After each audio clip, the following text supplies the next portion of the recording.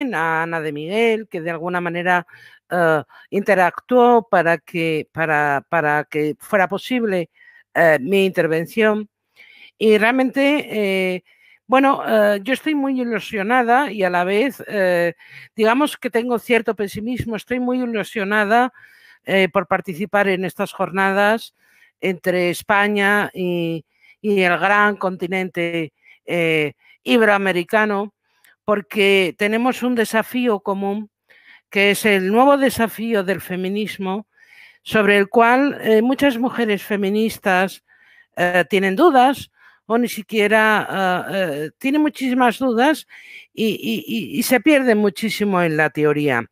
Por lo tanto, por eso estoy muy agradecida y a la vez tengo un profundo pesimismo porque estoy viendo como una máquina imparable está llevando a término eh, con invenciones legislativas el borrado de las mujeres. Y bueno, de eso va a ir mi exposición. Ya le dije a Tere que por favor, si soy un poco teórica, porque voy a poner un poco los fundamentos teóricos de por dónde van los tiros actualmente, que me lo haga llegar. En cualquier caso, mi exposición partirá de una serie de supuestos, una lo que es el feminismo y otra el problema actual, el desafío actual del feminismo. No me excederé mucho en el marco explicativo, en el marco de mi conferencia, o creo que no me voy a exceder mucho, y sí que me interesa muchísimo, sobre todo, digamos, abrir un debate y un diálogo con todas las personas que están en este momento asistiendo a estas jornadas. A mí me gustaría empezar con algo que puede ser el marco que cierre todas las jornadas que habéis tenido sobre abolición. Pienso, por ejemplo, en la novela de Orwell, 1984, en ese Ministerio de la Verdad, digo, y además pido que la gente lo piense y vea, se ponga en ese marco, ¿no? Un Ministerio de la Verdad cuya única consigna es la siguiente: la libertad es la esclavitud. Porque esa consigna de una, digamos, ficción literaria es hoy realidad para las mujeres. Hoy se nos quiere hacer creer a todas las mujeres que la libertad es nuestra esclavitud.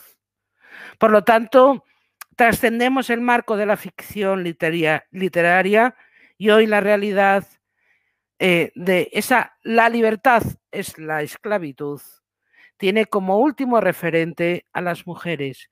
Lo habéis ido viendo a lo largo de los días. Siempre va a haber alguien que refiera que la prostitución es una forma de empoderamiento de las mujeres, sin ningún análisis crítico. Hay colectivos, como ayer os ha explicado muy bien Ángeles Álvarez, que enarbolan la bandera de la libertad y el altruismo para legitimar la explotación reproductiva de las mujeres, a fin de satisfacer el deseo de tener hijos. Todos esos postulados, la libertad es nuestra esclavitud, todos esos postulados, como digo, desdeñan que el sexo biológico sea causa de desigualdad alguna. Y este es el marco en el que estamos hoy, la negación de la categoría sexo.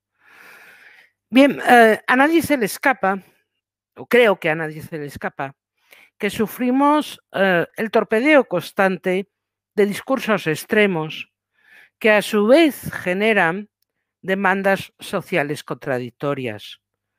Tal parece, y de nuevo vuelvo otra vez al presente para que nos ubiquemos, tal parece que el mero hecho de expresar una demanda, sobre todo si la expreso de una manera emocional, vivencial y así posible, sin muy pocos argumentos, Esa demanda, por ser una, digamos, una demanda emotiva y vivencial, la convierte automáticamente equivalente a su contraria. Este es el marco en el que estamos. Este marco en el que estamos, este marco excesivamente emocional, lo que produce es una cacofonía vindicativa.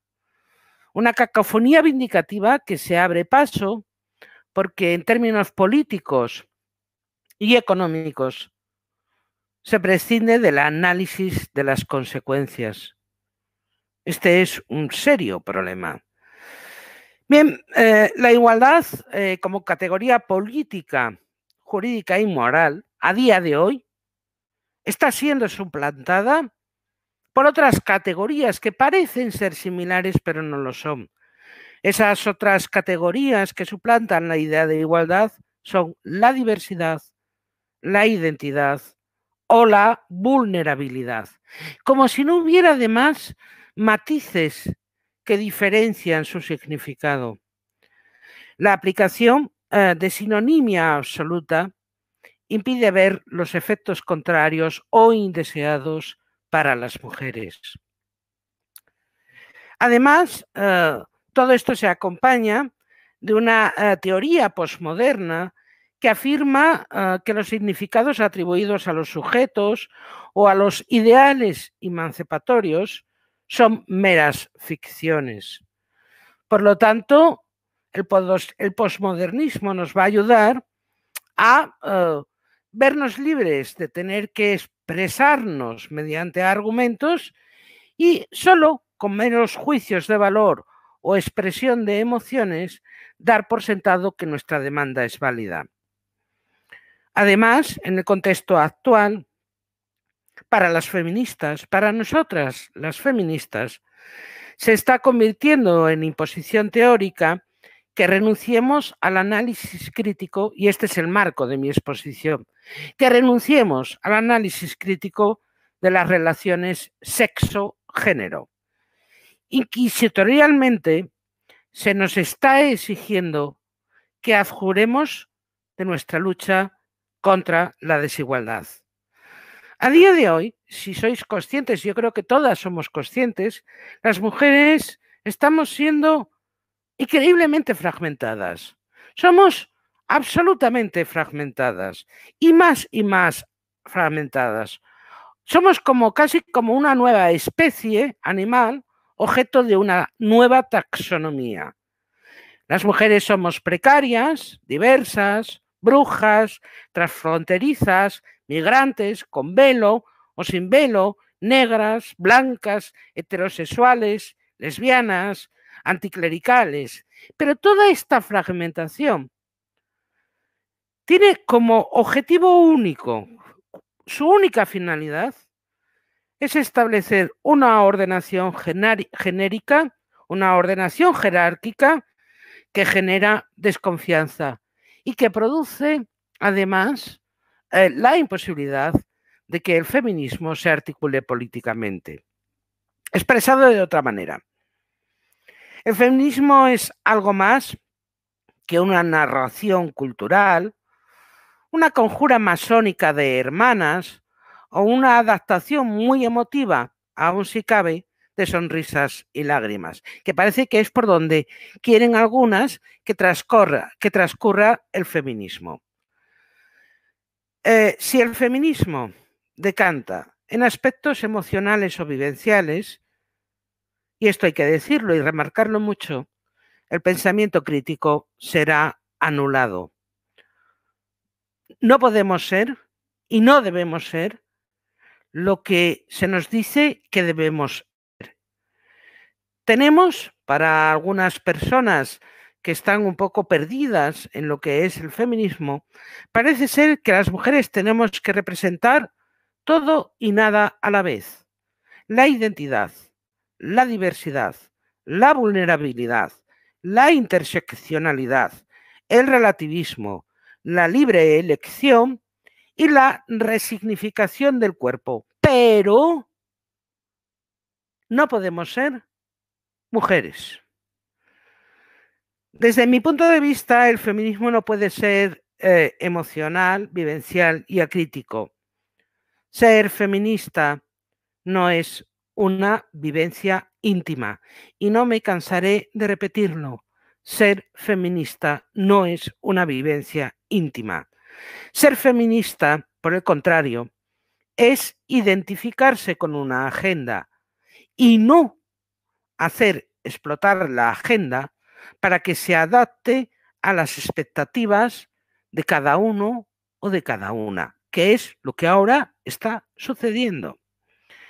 Debemos, por ello, tomar conciencia de las amenazas que están ahí, al acecho, esperando el momento oportuno para clavar el aguijón de la misoginia, que es como empieza todo discurso reactivo contra las mujeres. Voy a ver si lo puedo expresar de otra manera. Cada tiempo histórico introduce nuevos debates, nuevas polémicas y propuestas. Poder entresacar el hilo conductor que caracteriza cómo se explican las relaciones sexo-género en cada uno de esos tiempos históricos ha sido la tarea del feminismo y sigue siendo la tarea del feminismo. Ser feminista es luchar contra los discursos reactivos y las trampas conceptuales. Y a día de hoy, y por eso mi profundo pesar, a día de hoy, las trampas conceptuales aparecen donde menos se las espera. Las trampas conceptuales de nuestro tiempo se confabulan en torno a la subjetividad, el ensalzamiento de la subjetividad o la identidad y la diversidad. Dicho de otra manera, la mixtura endemoniada de la subjetividad o identidad y la diversidad provoca una oportuna torre de Babel que impide el acuerdo hasta en lo más básico. Y sus primeras víctimas, las víctimas, somos nosotras, las mujeres. El maridaje de la subjetividad y la diversidad en lo que afecta a las mujeres se puede describir a día de hoy como historia de una negación que a todas las que estamos aquí presentes en esta sala, yo creo que nos suena. Cada una en su ciudad, en su pueblo, sabe lo que es esta historia de la negación. El relato del no tiene muchas formas de presentarse. Así, por ejemplo, muchos afirmarán que no hay violencia de género, otros que no somos el sujeto político del feminismo, otros que no hay un sexo biológico, otros que no somos mujeres, sino cismujeres, otros que no somos mujeres embarazadas, sino cuerpos gestantes. Muchos, la gran mayoría además, concordarán en afirmar de las mujeres que somos el grupo social mayoritario, que no somos un grupo social, sino un colectivo. Y curiosamente, todos estos aspectos van a coincidir en lo mismo, en que la designación de lo que quiera que seamos las mujeres, en cualquier caso, no nos pertenece a nosotras mismas, sino que tenemos que aceptar que seamos siempre designadas por otros. Y quien se arroga el poder de la designación, y esto de nuevo creo que lo tenemos que tener muy claro, quien se arroga el poder de la designación lo hace con espíritu patriarcal, en absoluto progresista y mucho menos feminista. Lo que late en la designación de lo que las mujeres somos o dejamos de ser es ese aliento patriarcal que está siempre al acecho de nuestros cuerpos y nuestras vidas como mujeres. Por lo tanto, luchar contra las designaciones también es un buen modo de resumir, y esto yo creo que lo tenemos que tener muy claro y estar muy orgullosas. Luchar contra las designaciones también es un buen modo de resumir la historia del feminismo. De hecho, la historia del feminismo es una lucha contra las designaciones o las identidades. Ser feminista, por lo tanto, es luchar contra la exclusión de las mujeres. Bien porque no se nos considere, como muchos no nos consideran, agentes de cambio político y social, o bien porque sean otros quienes designen lo que somos o dejamos de ser. El feminismo, como ya he dicho, es una lucha constante, ardua, de manera personal contra las identidades y también contra la apropiación de las identidades políticas. Bien, la novedad dolorosa del tiempo en el que estamos viviendo, de este siglo XXI, es que el feminismo político se enfrenta a discursos reactivos o freno al avance de igualdad para las mujeres, no desde los típicos planteamientos a los que ya estábamos acostumbradas del conservadurismo político o las creencias religiosas. No, no, ese sigue presente. Contra ese también tenemos que luchar. El problema es que a día de hoy, buena parte de los discursos reactivos contra el avance de igualdad para las mujeres son esgrimidos supuestamente desde posiciones políticas progresistas, de izquierdas, o grupos que supuestamente dicen ser feministas, pero que lo cierto es que lo único que son posicionamientos queer transfeministas que frenan el avance de igualdad de las mujeres. En el momento actual, el feminismo, y por eso la importancia de este tipo de conferencias y de este tipo de diálogos, en el momento actual el feminismo político está obligado a desarrollar y elaborar una estrategia argumentativa para rebatir los discursos reactivos de quienes se declaran progresistas y feministas, pero son proclives a ensalzar la subjetividad y las teorías de la identidad de género. Indicar y denunciar las trampas conceptuales y políticas de este nuevo frente reactivo constituye un diferencial sustancial respecto a lo que podemos llamar las otras olas feministas, la tercera ola feminista. A día de hoy, desgraciadamente, las teorías de la identidad y el deseo y el énfasis en la subjetividad constituyen una amenaza teórica y política para el feminismo político. Y como veis, remarco todo el rato el feminismo político para distinguirlo de todo ese magma emocional que habla nada más que de vivencias personales. Dotarse de argumentos teóricos y denunciar las imposiciones legales de reconocimiento de la identidad de género o autodeterminación de género, género fluido o sentido o expresión de género, o la mayor parte de las expresiones que vemos que van apareciendo, porque según el feminismo va desvelando las trampas que anidan en cada una de estas expresiones, van surgiendo nuevas expresiones por parte del discurso reactivo queer transfeminista.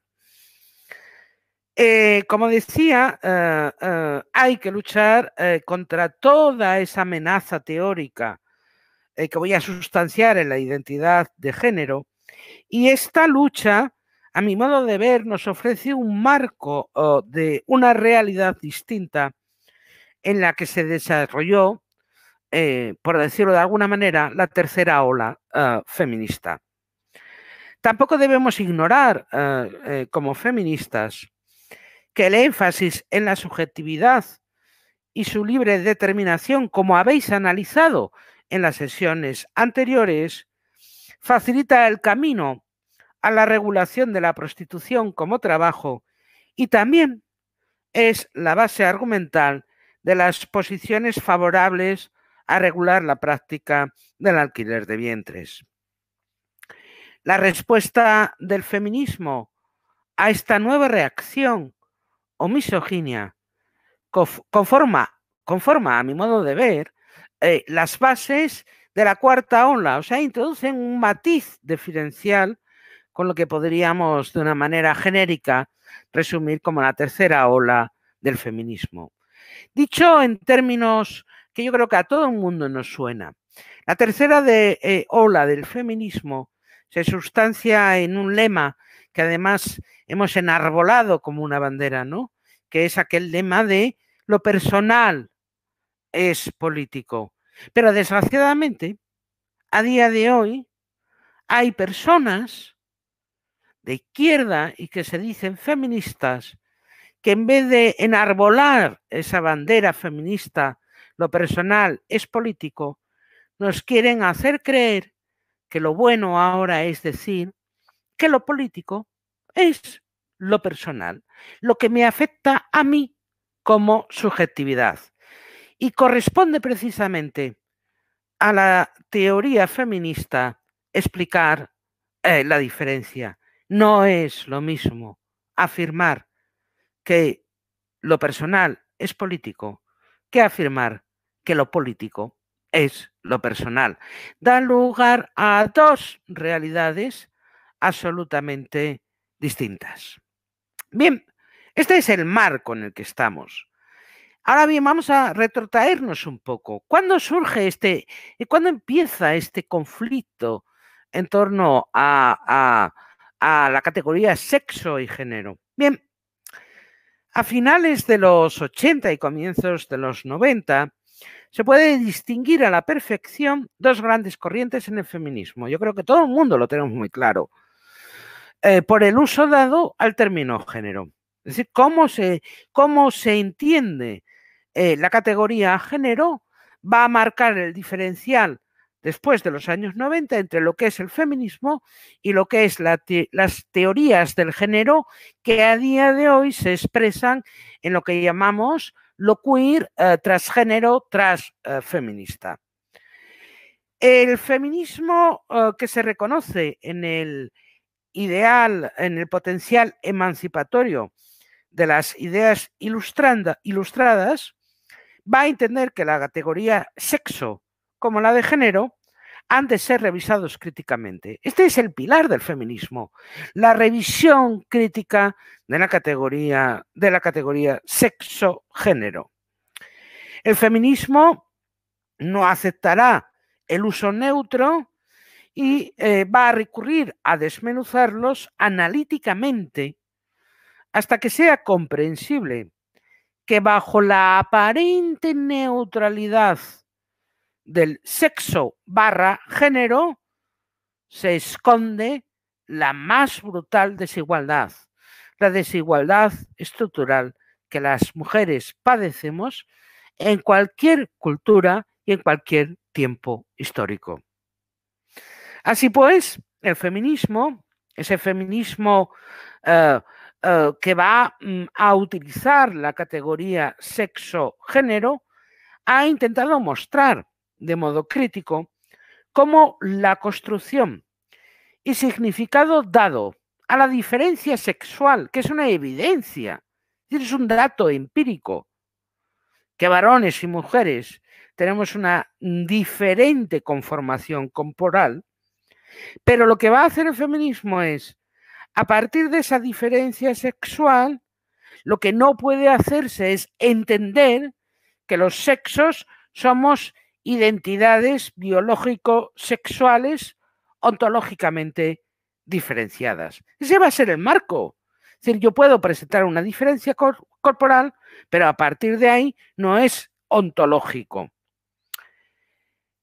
Por lo tanto, el feminismo va a intentar mostrar de modo crítico como la construcción y significado dado a la diferencia sexual, entendiendo los sexos como identidades biológico-sexuales ontológicamente diferenciadas, fundamentó a su vez la asimetría o desigualdad de varones y mujeres en términos sociales, lo que hemos dado en llamar constructivismo social, que es donde opera el género. Así las cosas, por sexo se entiende, yo creo que todo el mundo lo entiende, las diferencias anatómicas y fisiológicas que configuran nuestros cuerpos. Y por género, todo el entramado cultural y normativo que naturaliza y da por válida las divergencias entre varones o masculinidad y mujeres o feminidad. Lo que va a hacer el género en su construcción social es legitimar, validar en términos sociales esas diferencias biológicas. De las relaciones sexo-género se derivan, pues, principios, o se van a derivar principios de organización social, pero también el contexto a partir del cual se constituye un yo. Y esto es importante que lo tengamos en cuenta porque a veces se nos olvida. Parece ser que vamos a erradicar el determinismo biológico, vamos a abrazar el constructivismo social sin querer enfrentar que el constructivismo social también media lo que nosotros somos y construye nuestros yoes. Así pues, desde el feminismo, la perspectiva sexo-género, como digo, le ha permitido al feminismo analizar, y lo remarco, analizar críticamente tanto el determinismo biológico como las relaciones sociales y de poder, así como revisar los conceptos tradicionales sobre el conocimiento y el saber. El feminismo ha puesto de relieve los efectos que la relación sexo-género tiene en la construcción de la subjetividad y en la idea de una cultura de lo que significa ser persona. Y lo ha analizado críticamente,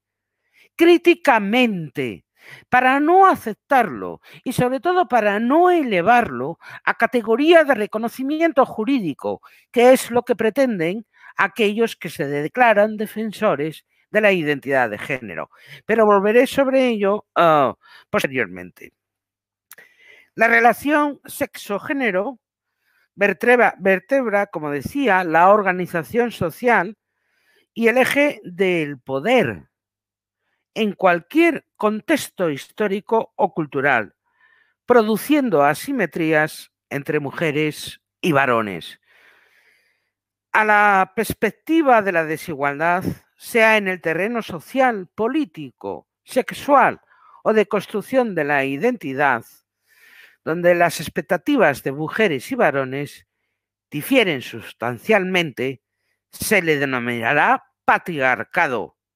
Esa asimetría, esa desigualdad estructural, que además valida y da por buena la desigualdad estructural, es lo que las feministas hemos designado como patriarcado. Y parece mentira que a estas alturas tengamos que volver sobre conceptos tan básicos, tan básicos.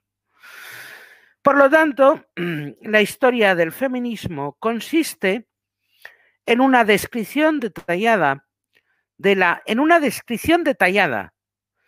asimetría de poder entre varones y mujeres, llevada a cabo mediante relaciones sociales concretas, esto es, las relaciones de género. Es decir, el feminismo ha abordado la crítica a las relaciones de género, al marco en el que se estaban produciendo. De acuerdo, así pues, con cada cultura específica o época histórica, es evidente que podemos señalar, es que nadie lo pone en duda, es evidente que podemos señalar variaciones en los mandatos de género, es evidente, pero no que no existan mandatos de género. Es decir, lo cierto es que siguen existiendo mandatos de género y contra esos mandatos de género lucha el feminismo. Expresado de otra manera, las prescripciones culturales sobre la masculinidad o feminidad inciden en la constitución del yo o subjetividad. Por ello, el feminismo se ha encargado de demostrar que referir qué es la subjetividad o identidad personal o identidad de género no se puede hacer al margen de un exhaustivo análisis de los efectos tanto biológicos de sexo como sociales de género en la constitución y expresión del yo. No se pueden aislar, van de la mano. Sexo y género van de la mano en la construcción de nuestras subjetividades. En definitiva, la toma de conciencia de las relaciones sexo-género es feminismo. Repito, la toma de conciencia de las relaciones sexo-género es feminismo. De ambas, a la par, no de manera aislada. Considerar, por lo tanto, el género como categoría analítica sirve a todo efecto para enjuiciar críticamente la práctica social. Bien, el cambio político y social que propone por ello el feminismo reside en última instancia en la toma de conciencia sobre cómo operan las relaciones sexo-género. Ambas. No me cansaré de repetirlo. La consecuencia última, por lo tanto, de este abordaje feminista debería ser, que la relación sexo-género ni ordene ni prescriba la percepción social ni la propia percepción individual. Expresado de otra manera, el feminismo lucha por abolir la categoría sexo-género para que no ordenen nuestras relaciones sociales. Parece, sin embargo, un futuro aún bastante lejano para mi disgusto absoluto. El feminismo, por ello, extrajo la conclusión que sigue vigente en la actualidad, que nacer mujer, y aquí algo que les gusta a los teóricos queer, y hacerse mujer son caracterizaciones ontológicas, esencialistas y propias de una cultura patriarcal. Insisto, nacer mujer y hacerse mujer, quien enfatice cada una de ellas, tenderá a los discursos misóginos o patriarcales. El feminismo se cargó de razones para luchar contra la normatividad de la identidad ser mujer o esta última que nos quieren colar, hacerse mujer. Ambas refieren lo mismo. Ambas son un sustrato típico de los discursos patriarcales. Sin embargo, y este es el problema, los objetivos de este feminismo político, en el que yo creo que todas las que estamos presentes en estas jornadas mantenemos, y las teorías del género comienzan a diferir sustancialmente, como he dicho, a partir de los años 90 del siglo pasado, hasta el extremo de que hoy día teoría de género, o lo que llamamos teoría queer, transgénero, transfeminista, tiene divergencias absolutas con el feminismo. Es decir, su agenda es absolutamente contraria a la agenda feminista. Y yo creo que esto hay que ponerlo muy de relieve. No tienen nada que ver. Por el contrario, las teorías queer, transgénero, transfeministas prefieren enfatizar, y yo creo que todo el mundo sabe de lo que estoy hablando, y problematizar las diferencias entre las mujeres más que incidir en la materialidad de la desigualdad estructural que como mujeres padecemos. Todo ello termina por afectar, como decía antes, al concepto género, que comienza a identificarse en el caso de la teoría queer, transgénero, transfeminista. Género deja de ser una categoría analítica para identificarse única y exclusivamente con el cuerpo, las sexualidades y sus representaciones. No voy a meterme en el análisis y entramado teórico de fondo de Butler y posiciones teóricas similares, porque entonces la sesión sería inabarcable. Pero en cualquier caso, yo creo que todo el mundo tiene claro el cambio al que se va a proceder, al que se va a proceder. Género va a dejar de ser una categoría de análisis crítico de la realidad para pasar a identificarse con el cuerpo, las sexualidades y sus representaciones. Gracias, además, al enfoque tanto de la teoría queer, transgénero, transfeminista en el lenguaje, la semiótica y la subjetividad, tanto las categorías varón, mujer, como las atribuciones de masculinidad, feminidad, van a ser sustancialmente revisadas por lo queer transfeminista. Del revisionismo deconstructivista aplicado al sexo y al género, y por ende al feminismo, insisto, cada vez que se revisa críticamente en la categoría sexo-género, se está haciendo una revisión del feminismo, se seguirán una serie de postulados aceptados en su mayor parte por todo lo queer, transfeminista, transgénero. Los supuestos principalmente admitidos son los siguientes. Los enumero porque yo creo que lo tenemos todo claro, ¿no? Para el activismo queer, transfeminista, transgénero, la dicotomía biológica entre varones y mujeres debe ser borrada en beneficio del género. Sería esa diferencia biológica no exista. Por lo tanto, van a realizar una crítica, y aquí empiezan ya el neolenguaje, una crítica al binarismo varón-mujer, que es la crítica implícita en todos los postulados queer, transgénero, transfeminista, pero también, y a veces se nos olvida, que lo queer nace también como una crítica al binomio hetero-homo. Siguiente característica, siguiente postulado asumido por toda la teoría queer, transgénero, transfeminista, es que el sexo no es un rasgo innato, sino una identidad en construcción. En los relatos queer, el sexo no puede ser caracterizado como hecho biológico o sexo natural. Y también, según los postulados queer, se debe despojar al sexo de significado social. Ahí están los intentos que espero después que en el debate surja por parte de las asistentes de Argentina. Ahí está el intento de erradicar la categoría sexo del ordenamiento jurídico. Es decir, el sexo deja de existir. Y también se debe despojar al sexo, como decía, de significado social.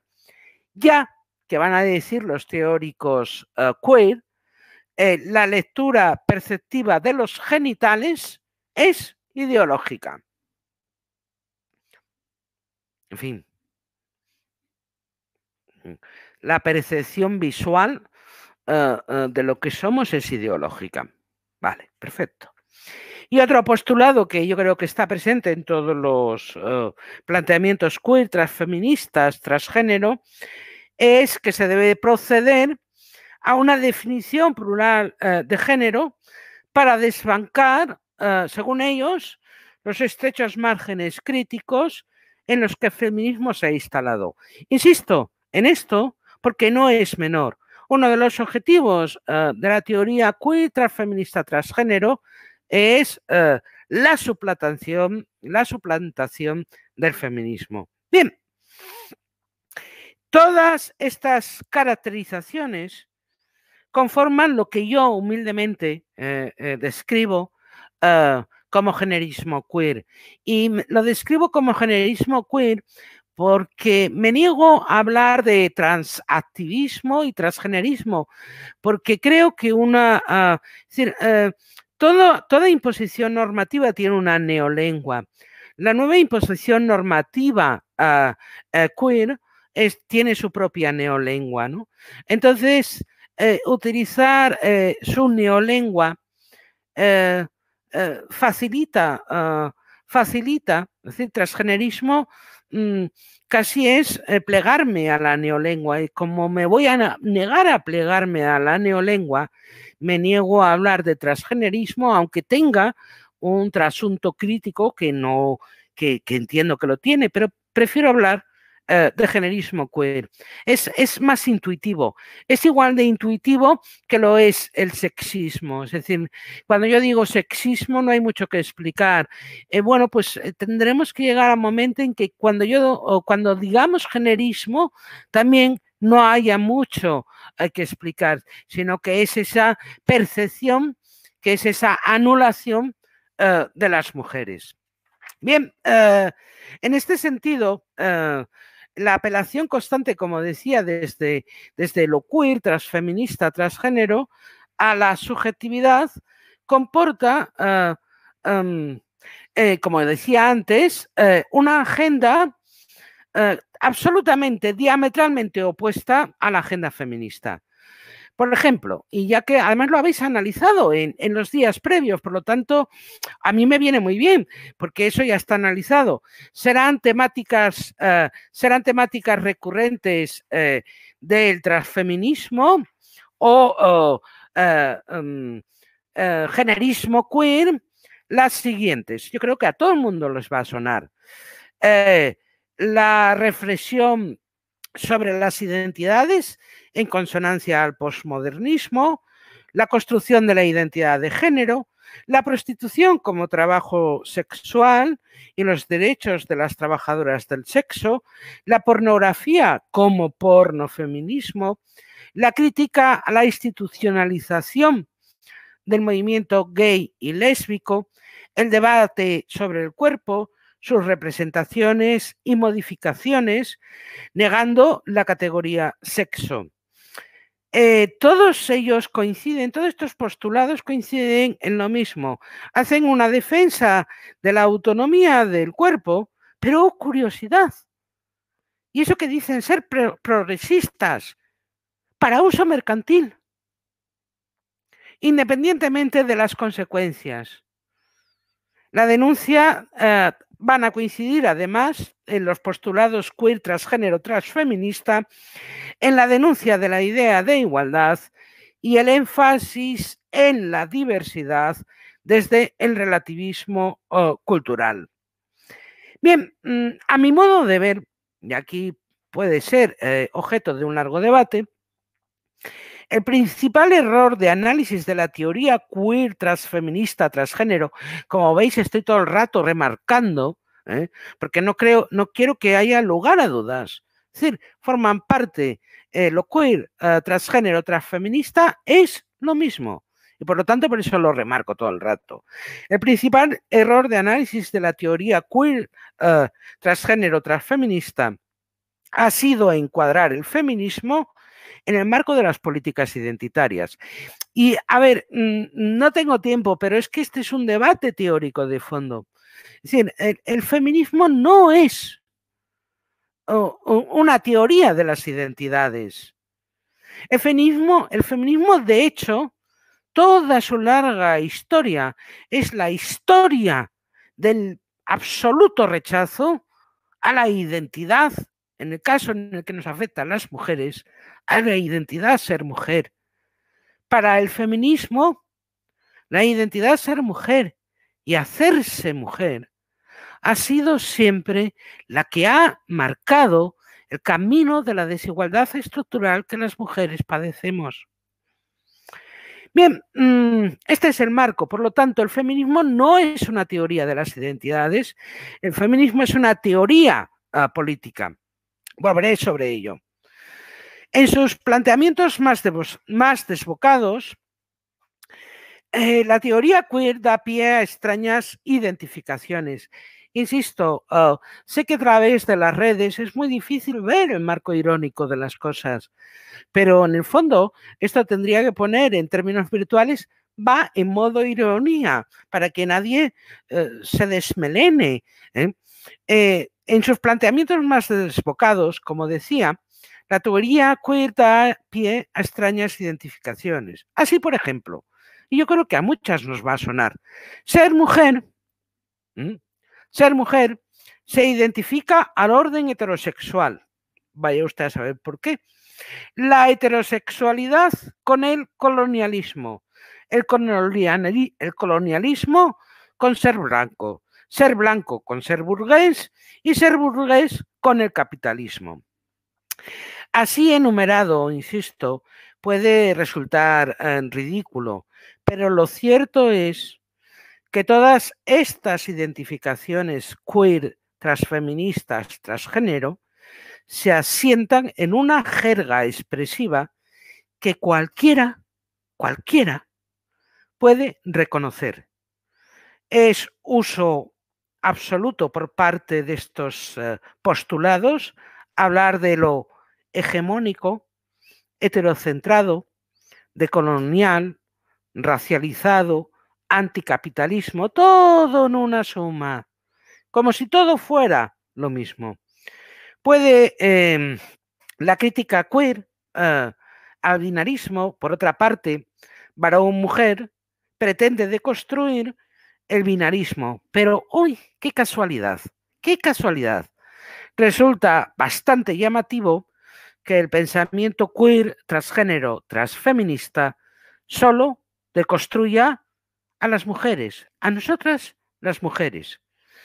En su crítica al binarismo, lo queer, transfeminista, transgénero, puede concluir, como de hecho lo está haciendo, y esto es alucinante, que además haya algunas que son como abnegadas servidoras de lo queer, acepten, puede concluir, como lo hace, insisto, que el feminismo no son las mujeres.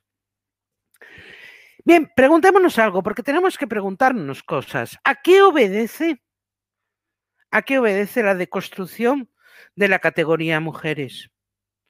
O, preguntado de otra manera, ¿en interés de quién se propone la reconstrucción del género?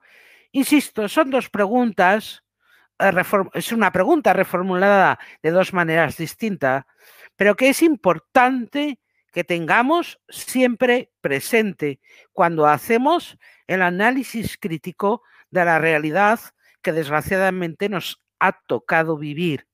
¿A qué obedece la deconstrucción de la categoría mujeres y en interés de quién se propone la reconstrucción de género? Bien, la respuesta queer es inmediata. Lo queer, transgénero, transfeminista, propone el surgimiento de una nueva subjetividad feminista. Bien, no hay, lo queer puede ser muy variable, muchísimos posicionamientos, pero no es variable en una cosa, en la emergencia de la subjetividad como categoría suprema de análisis de la realidad y en la emergencia de una nueva subjetividad feminista. En esto todos los planteamientos queer van a coincidir. La propia expresión, y lo siento, pero lo tengo que decir, subjetividad feminista nos indica que no nos alejamos, perdón, del esquema identitario. Reformulemos así, pues, las dos preguntas anteriores en sentido identitario, que es el verdadero objetivo de lo queer. ¿Qué identidad en construcción va a representar el feminismo? Porque este es el debate. Este es el debate. ¿Qué identidad en construcción va a representar al feminismo. Y desgraciadamente, lo queer nos lo dice muy claramente, no seremos las mujeres. Esa subjetividad feminista no la representamos las mujeres, sino un nuevo sujeto que emerge. Ese, lo que llaman el sujeto transgénero. La teoría queer, por lo tanto, propone un nuevo sujeto, el sujeto transgénero, que a todo efecto cuestiona, pero además de una manera absoluta, cuestiona, no quiero incidir con nombres personales, lo podría hacer, pero bueno, voy a librarme de alguna batalla que sé que me van a caer algunas. La teoría queer propone un nuevo sujeto, el sujeto transgénero, que a todo efecto cuestiona que el sujeto político del feminismo sean las mujeres. ¿A qué les suena esta polémica, verdad? Es más, lo queer, transgénero, transfeminista se cuestiona la propia expresión sujeto político. ¿Por qué? ¿Por qué? Es la pregunta que debemos hacernos como feministas. ¿Por qué? Solo desde una percepción del feminismo, como si fuera una teoría de las identidades, solo si percibimos el feminismo así, se podría cuestionar la noción misma de sujeto o de mujeres. Pero el feminismo, reitero, lo he dicho antes, no es una teoría de las identidades, es una teoría política con un grupo social de referencia, las mujeres. Ese es nuestro grupo social de referencia. Las mujeres, como grupo social de referencia del movimiento obrero, son los obreros y no los empresarios. A veces tener que decir estas cosas tan simples produce hasta rubor. Insisto, el feminismo es una teoría política con un grupo social de referencia, las mujeres, cohesionado en torno a la vindicación de igualdad. Este es el marco del feminismo. Y si alguien nos quiere cambiar este marco, no es feminismo, es otra cosa. La lucha feminista y la teoría queer ni caminan por la misma senda, ni tienen las mismas aspiraciones. Ya lo he dicho, pero lo voy a repetir. Por ello, el sujeto transgénero de la teoría queer introduce serias distorsiones en las aspiraciones u objetivos del feminismo. Más aún, supone un frenazo a las expectativas de igualdad de las mujeres, generando además, porque además lo hacen, polémicas estériles sobre lo que sea ser mujer en términos ontológicos. Es curioso, el feminismo nunca se ha planteado estas diatribas sobre lo que significa ser mujer, porque sobre ella, sobre nosotras, sobre el feminismo, sobre las mujeres, ha caído y recaído lo que otros han dicho que deberíamos ser las mujeres. El feminismo nunca se plantea esto. El feminismo es como un acta notarial. Toma conciencia de que por el hecho de haber nacido con el sexo que no toca, se nos atribuyen históricamente funciones diferenciadas y eso produce desigualdades a lo largo de la historia y contra eso es contra lo que lucha.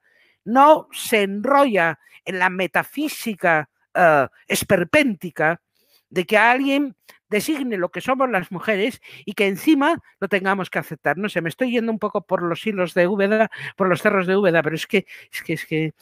Bien, el feminismo, por lo tanto, como decía, se articula en torno a una agenda política y no se fragua en torno a identidades.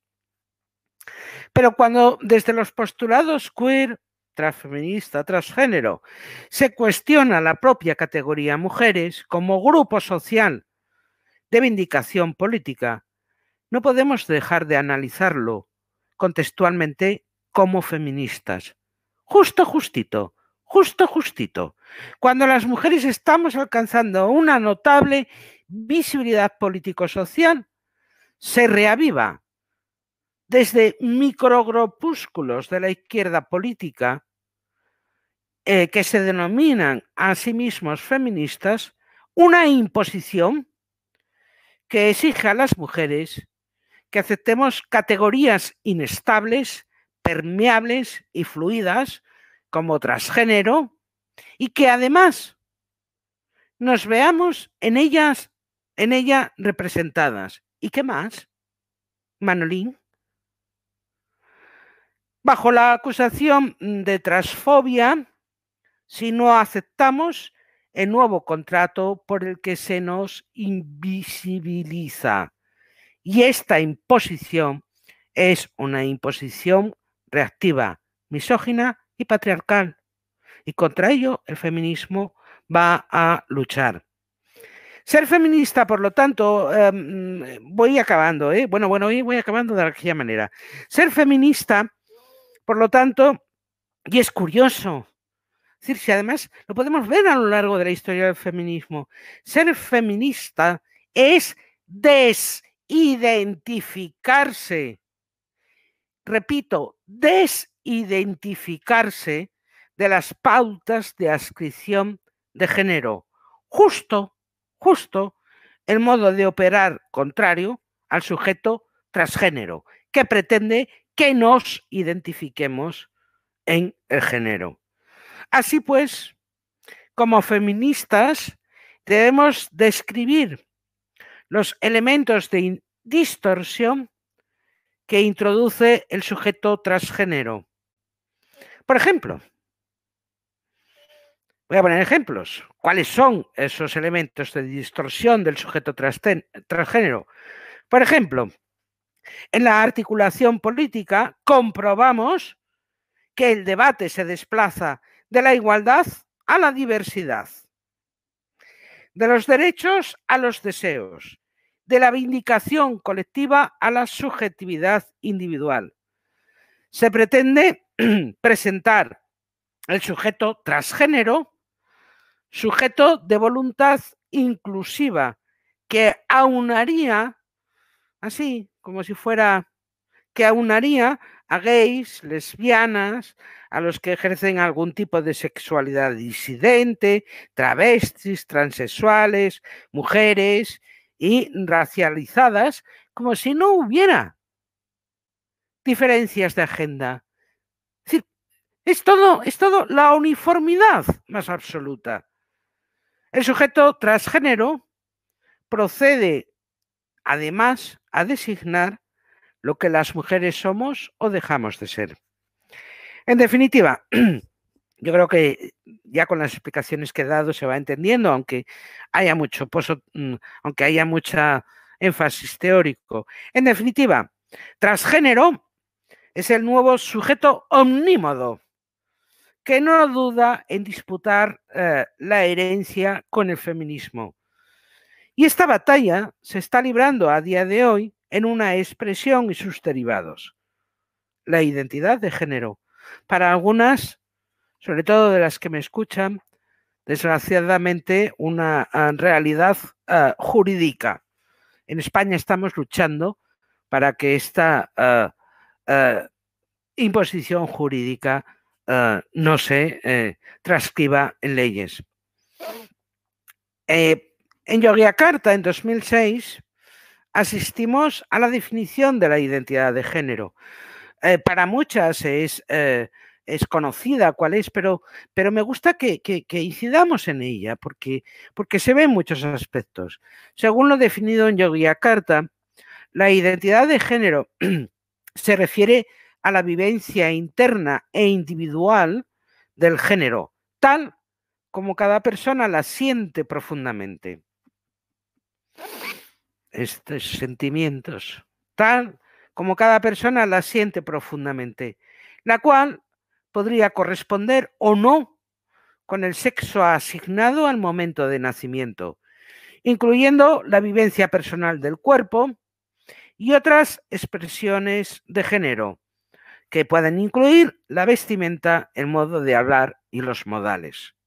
Curiosamente, observemos algo. En la definición de identidad de género que se nos ofrece, aparece el término sexo para describirlo como sexo asignado. La pretensión en la utilización de la expresión sexo asignado es única y exclusivamente mostrar la ausencia de correspondencia entre el sexo y el género. Pero además sirve a todo efecto para los intereses queer para sugerir que la atribución de sexo es maliciosa. Una asignación parece ser que realizada arbitrariamente al momento de nacer. O sea, es decir, alguien nacemos y dice, uy, tú, mujer, uy, tú, varón. Porque eso es lo que se quiere decir con la expresión sexo asignado, que es una expresión peyorativa. Gracias a la mera palabra asignación, tal parece que el sexo, con esto se nos quiere decir que no es un dato natural y que por lo tanto no es un dato objetivable, no es objetivo. En el informe de 2015, en la Comisión Interiberoamericana de Derechos Humanos, llegan a más y llegan a decir que el sexo se atribuye de manera maliciosa, pero además es que afirman taxativamente, y estos son literalmente comillas, afirman que solo nuestras creencias sobre el género, no la ciencia, pueden definir nuestro sexo.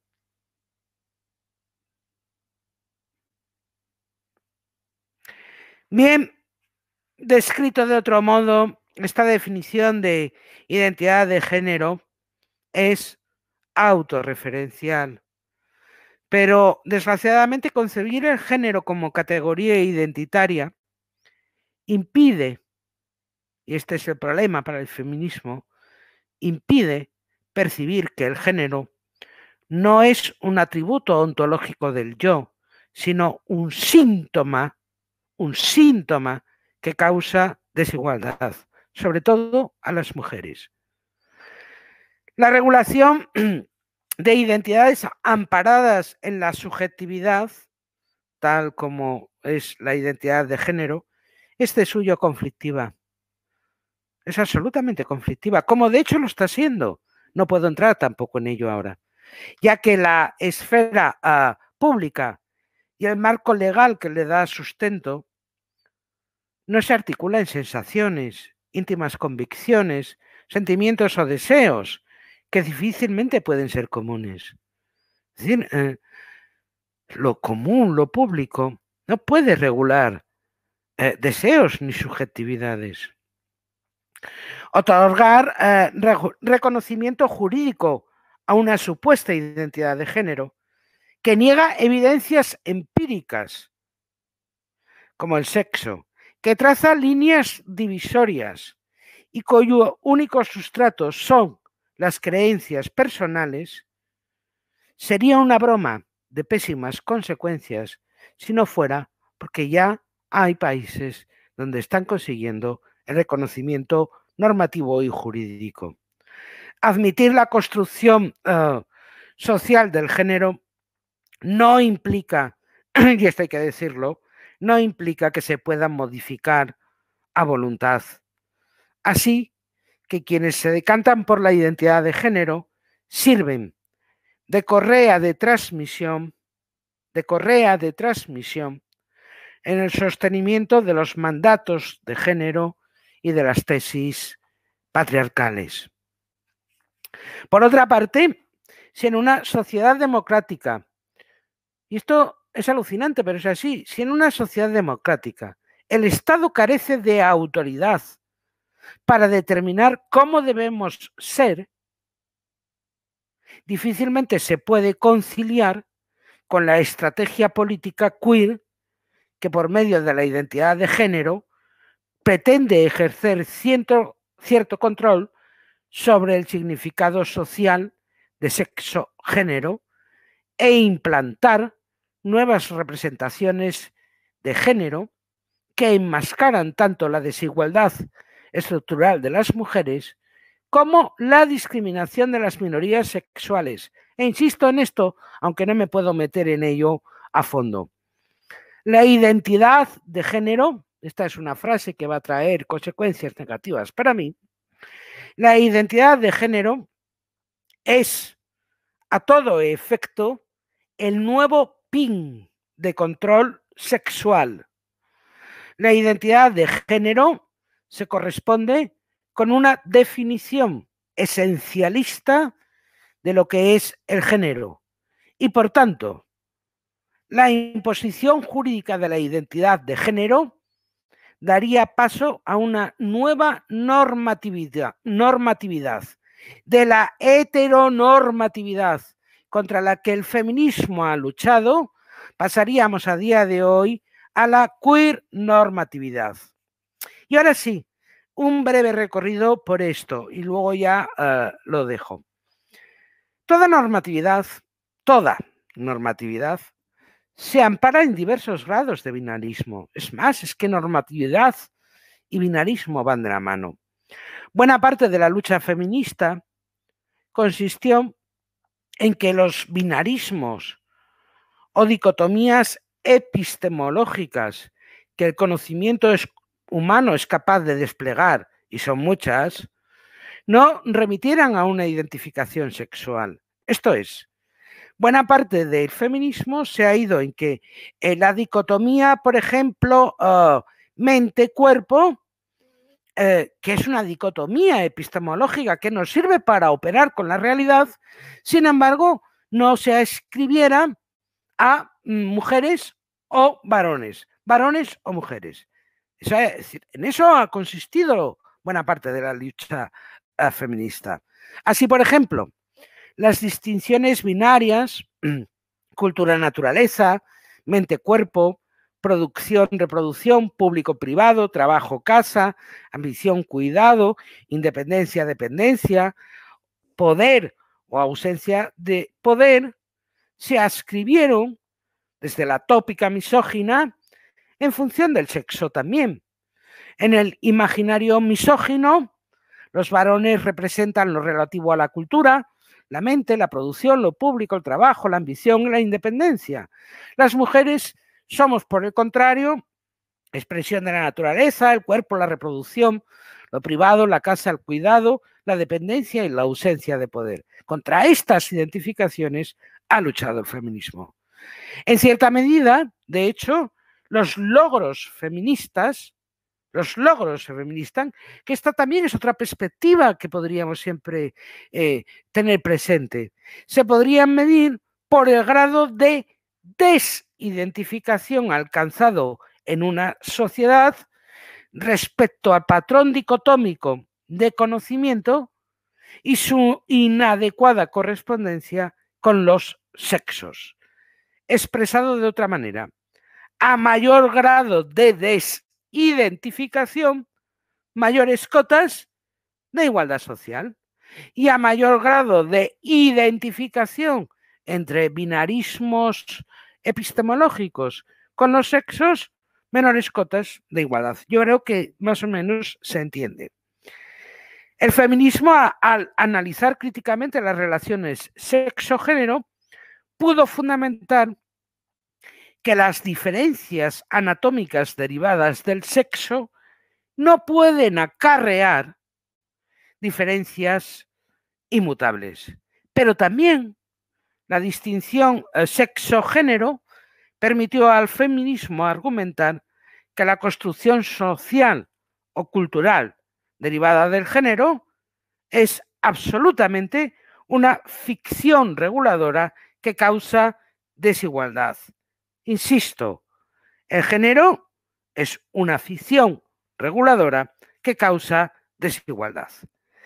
Si la normatividad heterosexual reside en la ficción ontológica de la diferencia sexual como determinante de roles específicos para varones o mujeres, la normatividad queer normatividad, reside en la ficción, y lo remarco, reside en la ficción de que el sexo es absorbido por el género. Bien, ni los hechos, ni los datos de la naturaleza, ni la ciencia, según postulados queer, definen el sexo. Solo nuestras creencias sobre el género pueden definir nuestro sexo. Si esto no es normatividad, baje Dios y lo vea.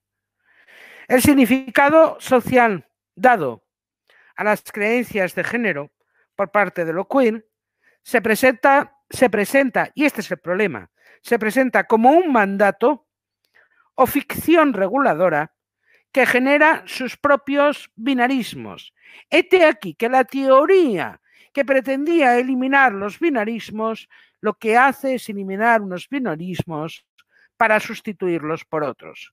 Así es que lo queer transgénero, transfeminista, que critica las identidades varón-mujer, establece, sin embargo, nuevas identidades fijas como cis, trans, hetero, homo, normalización, antinormalización, acuerdo, disidencia, estabilidad, precariedad, igualdad, diversidad, racista, racializada, excluyente, incluyente o hegemonía, proliferación.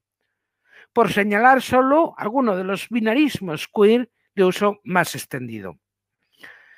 A diferencia del feminismo, que ha luchado contra la desidentificación de las mujeres con binarismos sociales, sexuales, políticos, culturales, religiosos, etc., el binarismo queer necesita de los binarismos sociales, sexuales, políticos, culturales y económicos para establecer paralelismos con sus creencias sobre el género. Bien, fijémonos, en el siglo XIX la heteronormatividad hizo de las mujeres seres polimorfos, percibidas como melífulas damiselas u hombres con faldas, ángeles o demonios, vírgenes o putas, criadas o señoras, sueño del varón u obscenidad, imitadoras perfectas o naturaleza gatuna. Eso en el siglo XIX. En el siglo XXI, la queer normatividad nos convierte a las mujeres en seres polimorfos sin sexo. Somos precarias, racializadas, disidentes, decoloniales, no binarias, neutres, antifascistas, anticarcelarias, transfeministas, transgeneracionales, transfronterizas, transgénero y un largo etcétera. Estamos obligadas a representar el papel de la diversidad, pero no podemos ser un ser humano mujer. Queer normatividad. Tanto desde la heteronormatividad como desde la queer normatividad, el referente principal de designación serán las mujeres. La queer normatividad o nuevo orden sexual prescriptivo anula la validez de la categoría sexo-género, siendo sustituida por la de cis-trans, problematizando los cuerpos de las mujeres y generando una nueva oposición binaria. La queer normatividad como artefacto cultural servirá a todo efecto para estabilizar una nueva jerarquía sexual, problematizando qué o quién es mujer y manteniéndonos en la base de esa nueva jerarquía sexual.